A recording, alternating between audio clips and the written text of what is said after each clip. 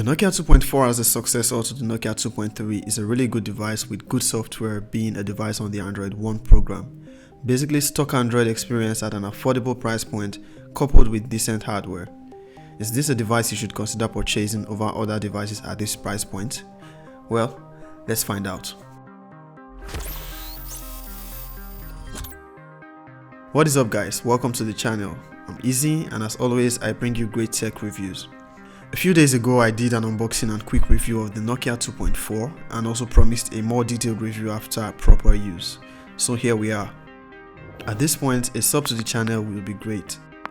You can also support the channel by using my affiliate links in the description should you decide to purchase the Nokia 2.4. So, how good is the Nokia 2.4? Is it worth buying over the likes of the Samsung Galaxy A11 or M11? Like other Nokia devices, the 2.4 runs stock Android with Android 10 right out of the box. It is clean, light, bloatware free, and sure to give you the pure stock Android experience, something you're barely going to find on any other Android device at this price point. There is also a guaranteed 2 years of Android upgrades, that is Android 11 and Android 12 guaranteed. According to this roadmap, Android 11 is scheduled for the first quarter of 2021. If I'm asked to state one major reason why I'll pick the Nokia 2.4 over other devices at this price point, it's going to be for the stock Android experience. The Nokia 2.4 comes in two memory options, 2GB of RAM and 32GB of storage, and 3GB of RAM and 64GB of storage. However, I'm going to recommend going for the 3GB option for a better experience. It uses a MediaTek Helio P22 processor.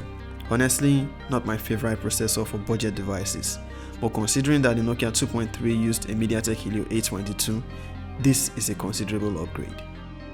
The fact that the Nokia 2.4 runs on stock Android does not save it from some occasional lags.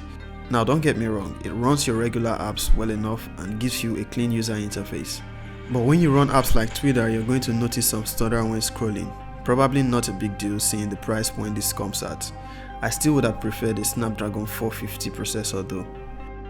One stock Android feature on the Nokia 2.4 you may find really useful is multi-user. You can create a guest profile for someone who wants to use your device for a few minutes without granting them access to your messages or personal files.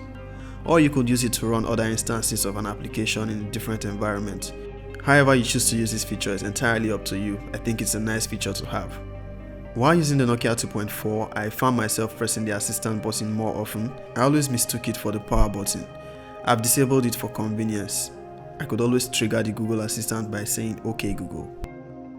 At 6.5 inches, the Nokia 2.4 is not the most convenient for one-handed use. This is not a complaint though, as smartphones tend to be going bigger as time goes on. The size does not affect the reach of the fingerprint scanner that is placed right underneath the camera. It is responsive when unlocking the device.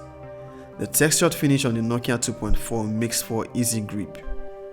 In a time where the competition is mostly adopting a left hole punch camera for its display, the Nokia 2.4 sticks with a water drop notch for its selfie camera.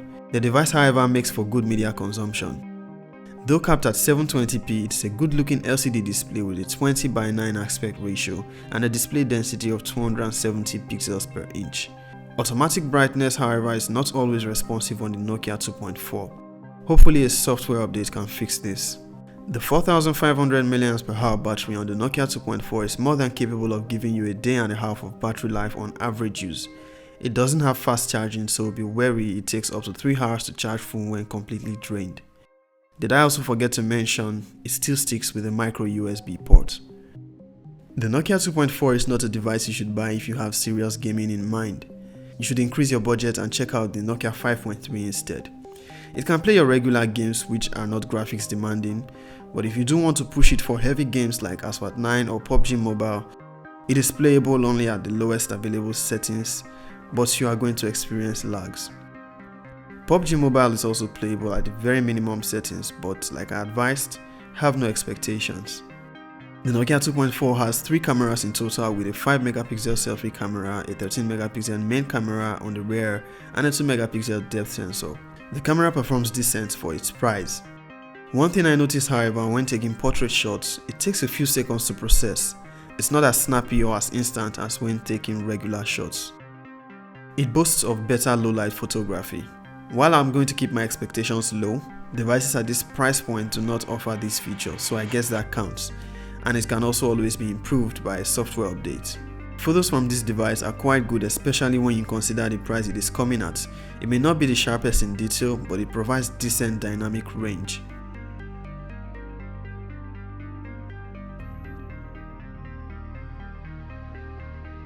The Nokia 2.4 is capable of 1080p video recording from both the front and the rear cameras. It's a camera test of the Nokia 2.4. It's raining, I better get inside.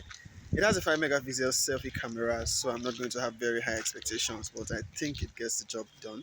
It also has a 13 megapixel rear camera, and it can do 1080p on the front and the rear cameras. Okay, time to get inside.